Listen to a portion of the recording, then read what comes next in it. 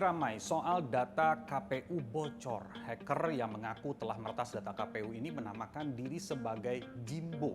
Belum diketahui benarkah dia memang benar meretas data sebanyak 200 juta lebih? Apakah semudah itu KPU diretas? Dan seberapa bahaya jika data pribadi kita bocor? Kita diskusi. Pelaksanaan pemilu 2024 terus jadi sorotan, bukan hanya kampanye Capres-Cawapres, tapi juga soal dugaan bocornya daftar pemilih tetap atau DPT. Jimbo mengklaim dirinya mendapatkan 204.807.203 data. Angka ini hampir sama dengan jumlah pemilih dalam DPT tetap KPU dengan jumlah 204.807.222 pemilih dari 514 kabupaten, kota di Indonesia serta 128 negara perwakilan. Buat apa data tersebut mereka curi? Jimbo mengatakan untuk dijual. Harga yang ditawarkan tidak main-main, seharga $74.000 Amerika Serikat atau setara 1,2 miliar rupiah. Informasi ini pertama kali diungkap oleh cuitan lewat media sosial konsultan keamanan cyber. Benarkah informasi itu? Dari sisi kemungkinan ada saja, kita harus lihat secara teknis ada saja, tetapi itu juga merupakan challenge dari KPU, di mana bahwa DCT ini kan harus dicek oleh dapil-dapil gitu. Jadi mereka kelihatannya memang pilihan terbaik adalah membuat ini online sehingga bisa dicek gitu loh. Jadi memang kemungkinan ada celah di situ. Memang KPU sebaiknya memperbaiki jika memang bocor ya, disarankan diperbaiki. Bagaimana dengan tanggapan dari KPU soal kasus dugaan kebocoran data ini? Tim di dalam yang menangani IT KPU kan di dalamnya ada tim dari Cyber Mabes Polri ya.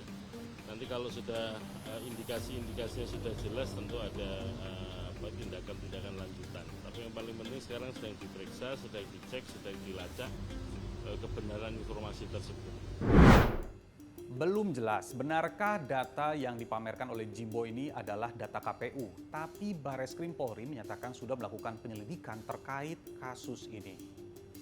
Melalui Direktur Tindak Pidana Siber Bareskrim Polri, Brigjen Vivit Bahtiar, dugaan kebocoran data KPU kami temukan dari hasil patroli siber yang dilakukan oleh anggotanya. Pihaknya juga sudah berkoordinasi dengan KPU. Menko Polhukam Mahfud MD sampai bicara soal kasus ini. Dia meminta kepada KPU RI untuk bertanggung jawab dan membuat sistem kontrol yang bisa menghalangi unsur-unsur yang bisa terjadi peretasan. Integritas itu sangat mengagetkan dan tentu itu memprihatinkan. Saya berharap agar KPU sendiri harus membuat sistem kontrol yang bisa menghalangi seluruh terjadinya peretasan. Kasus kebocoran data ini mengingatkan lagi sama kita dengan kasus peretas yang menamakan diri Bejorka. Saat itu, satu persatu data pribadi Menteri Kabinet Indonesia Maju diklaim telah diretas, mulai dari Menko Polhukam Mahfud MD, Menko Marves Luhut Binsar Panjaitan, Menteri BUMN Erick Thohir, hingga Mendagri Tito Karnavian. Anies Baswedan juga tak luput dari target Bejorka. Pemerintah kemudian membentuk tim khusus yang terdiri dari Menteri Kominfo, Badan Siber dan Sandi Negara, Badan Intelijen Negara, dan Kapolri.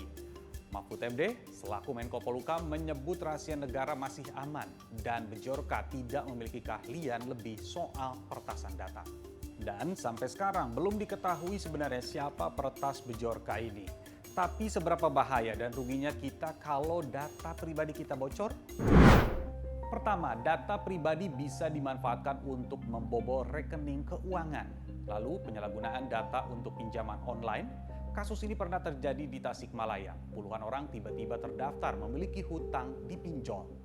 Lalu data pribadi juga bisa untuk memetakan profil pemilik data. Biasanya untuk kepentingan politik hingga iklan. Dan terakhir, bisa juga dilakukan untuk menyamar dengan tujuan untuk melakukan tindakan kriminal. Paling menderita itu adalah rakyat Indonesia, pemilik data. Kenapa?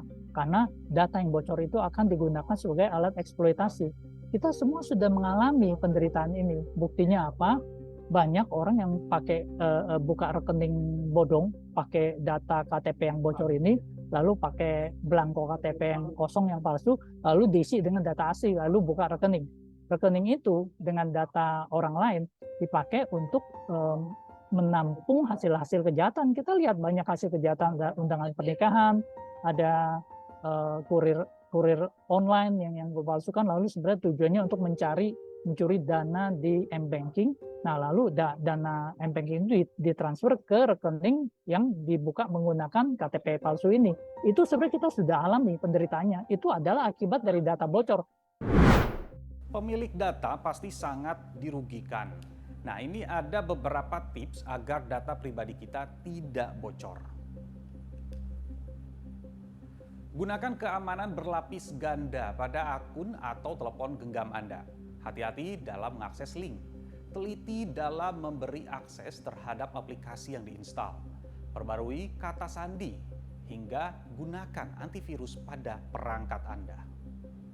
Kita tunggu saja, mudah-mudahan data yang diklaim oleh Pertas bukan data asli KPU. Tetap teliti dan jaga kerahasiaan data pribadi Anda. Saya Nabil Abiasa, sampai jumpa.